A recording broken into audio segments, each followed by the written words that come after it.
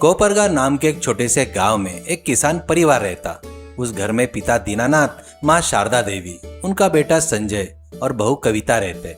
दीनानाथ और संजय रात दिन कड़ी मेहनत करने वाले सीधे साधे किसान थे। वे घर में सभी के साथ बहुत प्यार से रहते, लेकिन शारदा देवी को पैसे का घमंड और अहंकार बहुत ज्यादा था। बहू कविता गरीब परिवार से आई थी, यह बात उन्हें बिल्कुल पसंद नहीं थी।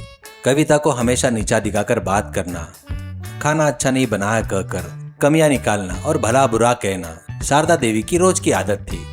उस घर में इनके सबसे बीच में पप्पू नाम का एक कम अक्ल का नौकर भी था। उसके किए कामों की वजह से घर में हमेशा कोई न कोई गड़बड़ होती रहती। ऐसे ही चलते हुए एक दिन रात को पता नहीं कहां से एक महिला चुड़ैल उनके घर के पीछे वाले इमली के पेड़ के पास आकर बैठ गई। वह चुड़ैल बहुत ही भूखी थी। वह पेड़ पर बैठकर घर की तरफ देखते हुए खुद से बात करने लगी। अरे वाह, इस घर में तो बहुत सारा अनाज है की है, खाने की तो कोई कमी नहीं है, मुर्गियाँ और बकरियाँ भी है। मेरा तो रोज अलग अलग तरह के पकवान खा खा कर गर्मा गर्म बिरयानी खाने का मन कर रहा है। इस घर की बहू के शरीर में घुसकर मैं यही रह जाती हूँ। सब मुझे जितना चाहिए उतना खाना मिलेगा, लेकिन एक समस्या है, अगर मैं बहू के शरीर में रहकर रोज दर्जनों बिरयानी खाऊंगी तो इन्हें शक हो जाएगा। ये समझ जाएंगे कि बहू को भूत लग गया है और किसी ओझा को बुलाकर मुझे यहाँ से भगा देंगे। वह चुड़ैल कुछ देर अपना सिर खुजाते हुए एक जबरदस्त प्लान सोचती। आइडिया, इनके रसोई घर के नीचे किसी को पता न चले बिना एक अंडरग्राउंड सीक्रेट रूम बना लेती हूँ। रात के समय जब कोई नहीं होगा तब वहाँ जाकर रोज खुशबूदार चिकन मटन बिरयानी बनाकर खाऊंगी। तो बहुत मजा आएगा, किसी को शक भी नहीं होगा। सोचते ही उस महिला चुड़ैल ने रात के समय खिड़की के रास्ते अंदर घुसकर सो रही बहू कविता के शरीर में प्रवेश कर लिया। चुड़ैल के अंदर घुसने के अगले ही दिन की रात से कविता का व्यवहार बदल गया। जब घर में सब लोग गहरी नींद में सो रहे थे, तब कविता के शरीर के अंदर की चुड़ैल जाग गई। वो रसोई घर के अंदर गई, अपनी मायावी शक्तियों से जमीन खोदकर किसी को न दिखने वाला एक बड़ा अंडरग्राउंड कमरा और उसमें एक छोटे घर जैसा सेटअप तैयार कर लिया। उस कमरे में जाने के लिए उसने रसोई के कोने में रखी एक पुरानी बड़ी अलमारी के पीछे एक गुप्त दरवाजा बना लिया। उस दिन से रोज जैसे ही आधी रात होती, कविता आंखें खोलती, चलकर जाती, अलमारी के पीछे का दरवाजा खोलकर अंडरग्राउंड कमरे में चली जाती। वहाँ वह चुड़ैल अपनी शक्तियों से बड़े बर्तन में ढेर सारे मसाले डालकर बिरयानी बनाना शुरू कर देती। रात भर आराम से बैठकर बिरयानी खाती। सुबह होते तक जैसे कुछ न हो वापिस आकर बिस्तर पर सो जाती। दिन के समय में शारदा देवी कविता को हमेशा की तरह डांटती रहती। एक दिन सुबह रसोई में कविता सब्जियां काट रही थी, तभी शारदा देवी वहाँ आई। ए कविता, तुमने 30 चपातियाँ बनाई थी ना, डिब्बे में देखा तो एक भी नहीं है। उतना सारा आटा कहाँ चला गया? तुम्हारे मायके से कोई चोर आकर खातर गया है क्या? गरीब घर से आओगी तो खाना पर ऐसा ही लालच रहेगा।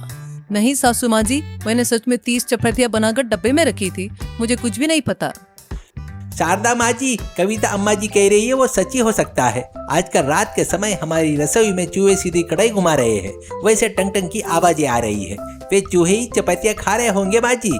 और तो और रसोई में रोज सुबह देखे तो बिरयानी मसाले की खुशबू आती है माँ जी। हमारे घर में चूहे बहुत अमीर लगते हैं, बिरयानी खा रहे हैं। मुंह बंद कर रख पप्पू, क्या चूहे बिरयानी खाते हैं क्या? तुझे हमेशा ऐसे ही पागलपन वाले विचार आते हैं। जा खेत का काम देख।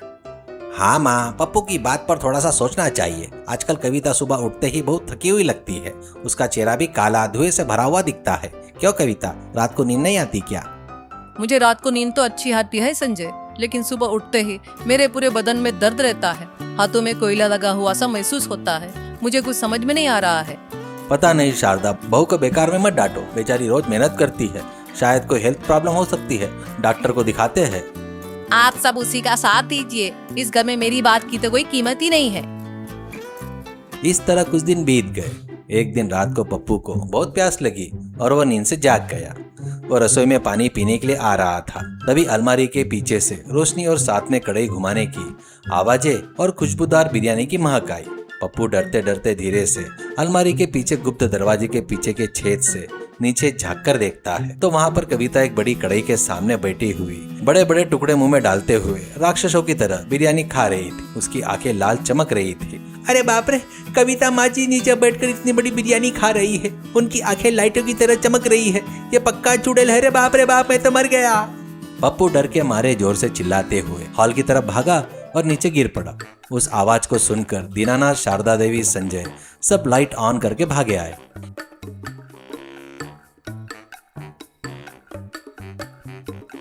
क्या हुआ पप्पू? रात के समय भूत देखने की तरह ऐसा क्यों चिल्ला रहे हो? पैर वैर टूट गया है क्या?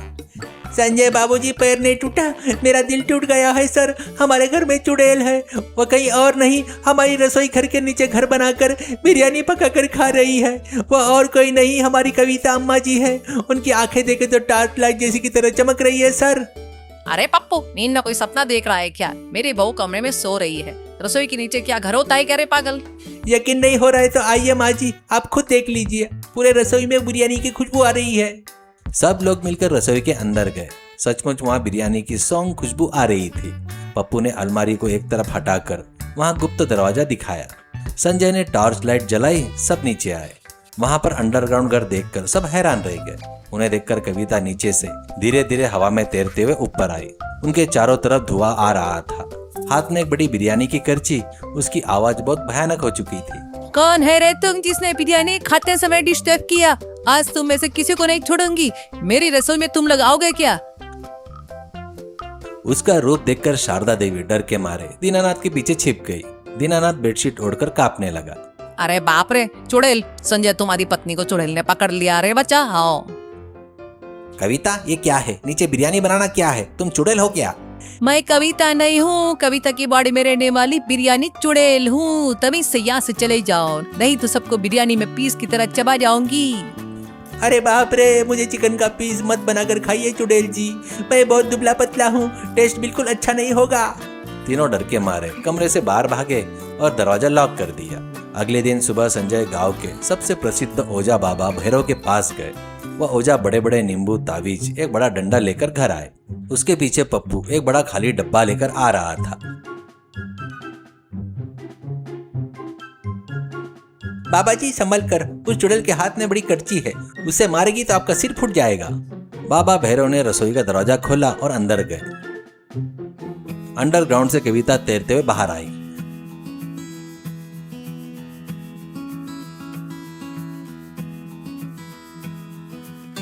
बाबा ने कुछ अभिमंत्र अक्षता उस पर फेंके। ओम ह्रीम क्रीम चुड़ैल, कविता का शरीर छोड़कर चली जा। ए बाबा, तुम्हारे नींबू और अक्षर मेरे सामने कुछ काम नहीं करेंगे। मुझे भूख लगी है, तुमने मेरे खाने को खराब कर दिया ना। ये देखो मेरी कड़ची का वार। कविता ने जैसे उस कड़ची को हवा में घुमाया, बाबा भैरव डर के मारे झटके से पीछे गिर गया। उसकी दाढ़ी नीचे उखड़कर नीचे गिर गई।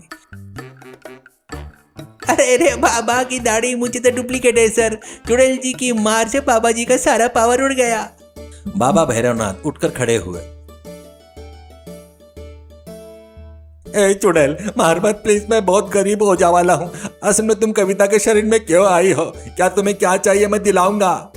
कविता के अंदर की चुड़ैल एक बार जोर से हंसी और फिर रोने लगी। वो रोना सुनने में बहुत अजीब था। मैं यहाँ सिर्फ शांति से बिरयानी बनाकर खाने आई थी, मुझे क्यों डिस्टर्ब कर रहे हो? मैं भी कभी इस कोपर गांव के पास वाले गांव में एक घर की बहू थी। मेरा नाम राधा है।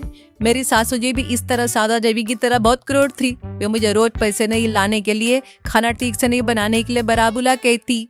शारदा देवी जैसी सासू की वजह से मैंने बहुत दुख झेले हैं। वो कष्ट बर्दाश्त न होने पर और खाने के लिए खाना भी न देने की वजह से मैं छोटी उम्र में मर गई। मरने के बाद मेरी आत्मा को शांति नहीं मिली, जिसे भूख मिटाने के लिए मैं इस घर में आ गई। यह बात सुनते ही शारदा देवी का दिल पिघल गया। उसकी आंखों में आंसू आ गए। चुड़ैल की कई कहानी ने उसका दिल झंझोड़ कर रख दिया। उन्होंने भी इतने दिनों तक कविता को ऐसे ही सताया था। यह सोचकर उन्हें गहरा पछतावा हुआ। मुझे माफ कर दो राजा, तुमने जो कहा है वो सच है। मैंने भी इतने दिनों से अपनी बहू कविता को वैसे ही देखा है। वह गरीब घर से आई है, इसलिए रोज उसका अपमान किया। मेरी गलती आज मुझे समझ में आ गई। एक सास को बहू को अपने बेटी की तरह प्यार से रखना चाहिए, इस तरह दुख नहीं देना चाहिए। अब से मैं खुद को बदलूंगी, कविता को अपनी सगी बेटी से भी ज्यादा प्यार करूंगी। प्लीज कविता को छोड़कर चली जाओ राधा। चुड़ैल ने शारदा की तरफ देखा। उसने उसकी आंखों में सच्चाई दिखाई दी। उसको बदलाव महसूस किया।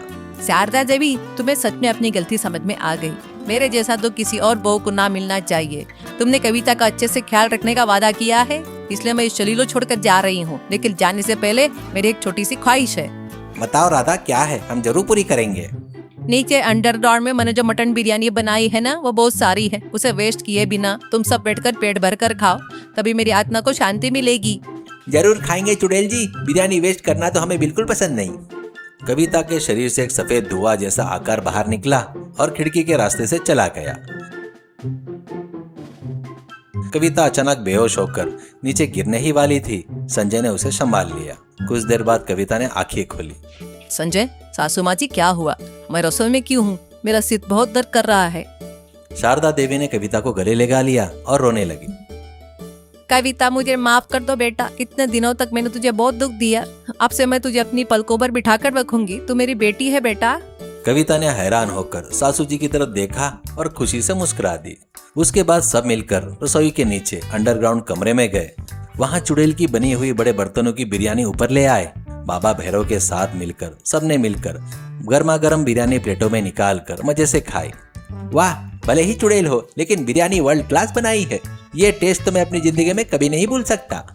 शारदा देवी में आए बदलाव की वजह से वह घर एक बहुत ही खुशहाल घर बन गया। अंडरग्राउंड कमरे में उन्होंने अनाज रखने का स्टोर रूम बना दिया।